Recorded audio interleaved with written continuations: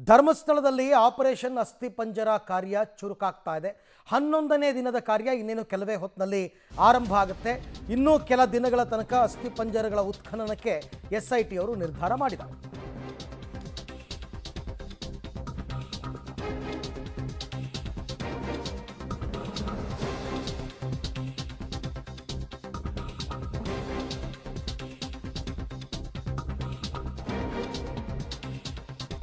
ಧರ್ಮಸ್ಥಳದಲ್ಲಿ ಆಪರೇಷನ್ ತಲೆಬುರುಡೆ ತನಿಖೆ ಈಗ ಚುರುಕಾಗ್ತಾ ಇದೆ.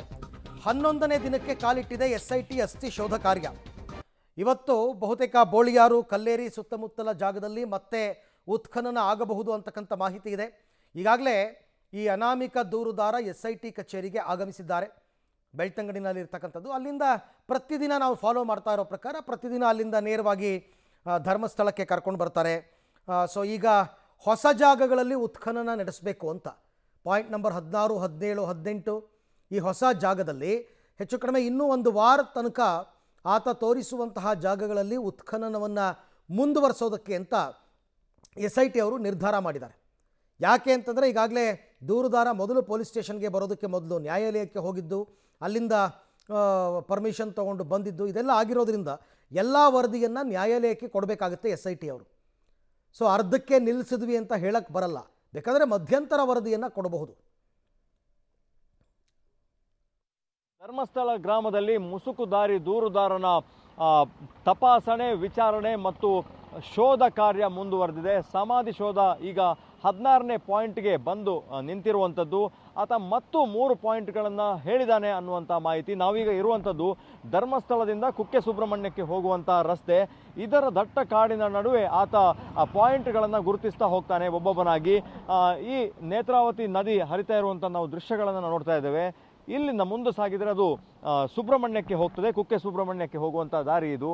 ಈ ಕಾಡಿನ ತಪ್ಪಲಿನಲ್ಲಿ ಆತ ಹೇಳಿದಂತಹ ಜಾಗ ಇದೆ ಅನ್ನುವಂಥದ್ದು. ಈ ನೇತ್ರಾವತಿ ಸ್ನಾನಘಟ್ಟ ಒಂದು ಭಾಗದಲ್ಲಾದರೆ ಈ ನೇತ್ರಾವತಿ ಹರಿಯುವಂಥ ಇನ್ನೊಂದು ದಿಕ್ಕಿಗೆ ನಾವು ಬಂದಿದ್ದೇವೆ. ನಮ್ಮ ಮುಂದೆ ಕಾಣುವಂತಹ ಬೆಟ್ಟ ಇದೆ. ಈ ಬೆಟ್ಟದ ನಡುವೆ ಆತ ಜಾಗವನ್ನು ಗುರುತಿಸಿರುವಂಥದ್ದು. ಈಗಾಗಲೇ 15ನೇ ಪಾಯಿಂಟ್ ಮುಕ್ತಾಯ ಆಗಿದ್ದು 16, 17, 18 3 ಪಾಯಿಂಟ್ಗಳನ್ನು ಆತ ಗುರುತಿಸಿದ್ದಾನೆ ಅನ್ನುವಂಥ ಮಾಹಿತಿಗಳು ಲಭ್ಯ ಆಗ್ತಾ ಇದೆ. ಪ್ರಮುಖವಾಗಿ SITಗೆ ಮತ್ತು ಅಲ್ಲಿ ಜೊತೆಗಿರುವಂಥ ಕಂದಾಯ ಅಧಿಕಾರಿಗಳಿರ್ಬೋದು, AC ಇರ್ಬೋದು, ಅರಣ್ಯ ಇಲಾಖೆಗೆ ಸಮಸ್ಯೆ ಆಗ್ತಾ ಇರುವಂಥದ್ದು ಈ ದಟ್ಟ ಕಾಡಿನಲ್ಲಿ ಈಗ ನಡೆಸ್ತಾ ಇರುವಂತಹ ಈ ಸಮಾಧಿ ಶೋಧ ಇದೆ. ಇದು ಬಹಳಷ್ಟು ಜಟಿಲ ಅನ್ನುವಂಥದ್ದು. ಈ ಕಾಡಿನ ನಡುವೆ ಆತ ತೋರಿಸಿದಂತಹ ಜಾಗದಲ್ಲಿ ಮಿನಿಮಮ್ 4ರಿಂದ 5 ಅಡಿಯವರೆಗೆ ಡಿಗ್ಗಿಂಗ್ ಮಾಡಬೇಕಾದಂಥ ಪರಿಸ್ಥಿತಿ. ಈ ಡಿಗ್ಗಿಂಗ್ ಮಾಡುವಾಗ ಬಹಳ ದಪ್ಪನಾದ ಮರಗಳು ಮತ್ತು ಬೇರುಗಳು ಅಡ್ಡ ಬಂತಾ ಇರುವಂಥದ್ದು. ಹಿಟಾಚಿಯನ್ನು ಬಳಸಲಾಗದ ಸ್ಥಳದಲ್ಲೂ ಕೂಡ ಆತ ಜಾಗಗಳನ್ನು ತೋರಿಸಬೇಕಾದ್ರೆ ಅಲ್ಲಿ ಶೋಧ ಕಾರ್ಯ ಮಾಡುವುದು ಬಹಳಷ್ಟು ಜಟಿಲ ಅನ್ನುವಂಥ ಮಾಹಿತಿಗಳು ಲಭ್ಯ ಆಗ್ತಾ ಇದೆ. ಇದೇ ರೀತಿ ಆತ ಈ ಭಾಗದಲ್ಲಿ 30 ಪಾಯಿಂಟ್ನವರೆಗೂ ಕೂಡ ಹೋಗುವಂತಹ ಸಾಧ್ಯತೆ ಇದೆ. ಕಾರಣ ಏನು ಅಂತಂದರೆ ಆತನಿಗೆ ಟೆಕ್ನಿಕಲಿ ಆಗಿ 100 ಶವಗಳು ಇದೆ ಅನ್ನೋದನ್ನು ಆತ ಕೋರ್ಟ್ನ ಮುಂದೆ ಹೇಳಿರೋದ್ರಿಂದ SIT ಅಧಿಕಾರಿಗಳಿಗೂ ಕೂಡ ಇದೊಂದು ಜಟಿಲವಾದ ಕೇಸ್ ಆಗಿರುವಂಥದ್ದು. ಯಾಕಂದರೆ SITಯನ್ನು ಜಡ್ಜ್ ಪ್ರಶ್ನೆ ಮಾಡುವಂತಹ ಸಾಧ್ಯತೆ ಇದೆ.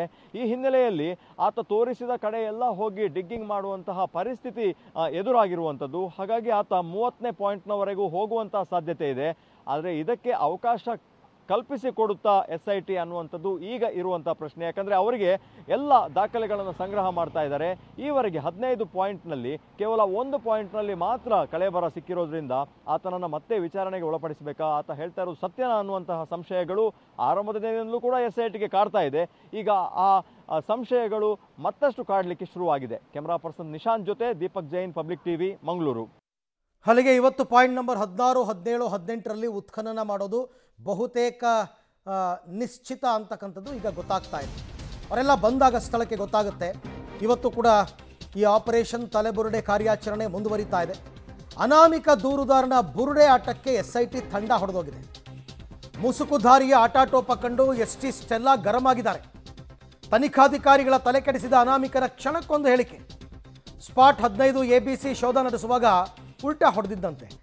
ಆರಂಭದಲ್ಲಿ ಈ ಜಾಗಗಳನ್ನು ತೋರಿಸಿ ಇಲ್ಲಿ ನೀವು ಉತ್ಖನನ ಮಾಡಿ ಅಂತ ಹೇಳಿ ಉತ್ಖನನ ಮಾಡುವಾಗ ಇಲ್ಲಲ್ಲ ಬೇರೆ ಕಡೆ ಅಂತ ಇದನ್ನೆಲ್ಲ ನೋಡಿದಾಗ ಸಹಜವಾಗಿಯೇ ಅಧಿಕಾರಿಗಳಿಗೆ ಸ್ವಲ್ಪ ತಲೆ ಕೆಡುತ್ತೆ.